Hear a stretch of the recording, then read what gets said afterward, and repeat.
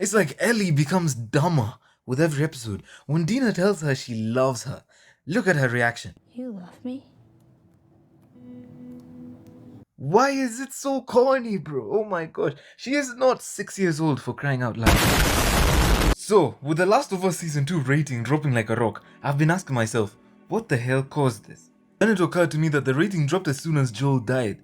So was killing Joel the worst choice the writers could have made? Yes, without a doubt it totally was. The reason the story worked the way it did, up to the point that it did, was all based on the dynamic between Joel and Ellie. Joel in Season 1 was this broken man, a man with no direction and just doing his best to survive. His morals were broken every single day with the work he did, and you could see the effect that it had on him. By the time we see Joel meet Ellie, she is this unaware child who doesn't know a single thing about the world she was born into. So slowly we see her take up the space left by Joel's daughter, and he starts teaching her everything that he knows, showing her how to survive on her own without him. And by the end of Season 1, we get to see her finally put all that she was taught into action. So clearly the dynamic of the two made most scenes we watched just work, because they both fed off each other's energy. It looked genuine, and we as humans love to see genuine interactions amongst ourselves. So by the time Joel goes into the hospital to save Ellie from literally being killed, it's because of the genuine connection and love that is between them. He shoots people at the hospital because he views it as a necessity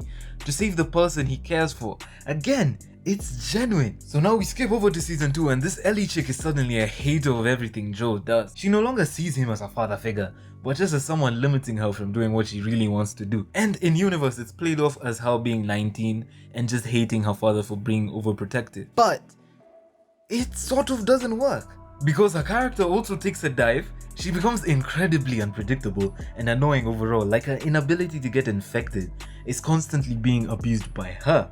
So by the time we see Joel die and her reaction to it, it feels relatively forced. Because we as viewers are led to believe that through those 5 years, by the editing of the show, she held a grudge through them all. Then post Joel's death is just where everything just goes upside down. There's no sense of urgency to go kill Abby. It's like the main plot is to fall in love and navigate around the love, then occasionally get some infected to do a chase or have the worst shooters fire some shots at them. Like genuinely, no one can aim in this show.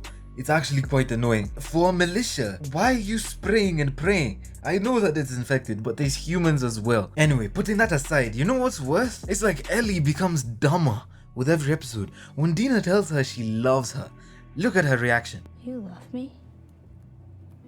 Why is it so corny, bro? Oh my gosh. She is not 6 years old, for crying out loud. And lastly, just to add to my incredible rant about Season 2 for The Last of Us. Yeah, I also personally feel like there aren't enough stakes for this apocalypse story.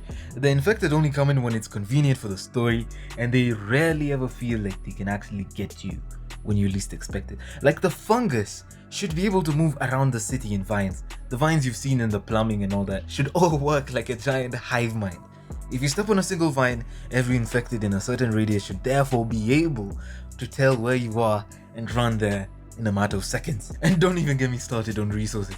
The pregnancy test you saw Dina use from 2003 would not work in the present day. Most things that these guys use, medication and all that, clothes should not look as clean as they do. Considering what these people put themselves through, they should be a bit more, I don't know, fighty about the resources that they have, because it doesn't seem like they have the ability to manufacture yet again. So, where are these resources coming from?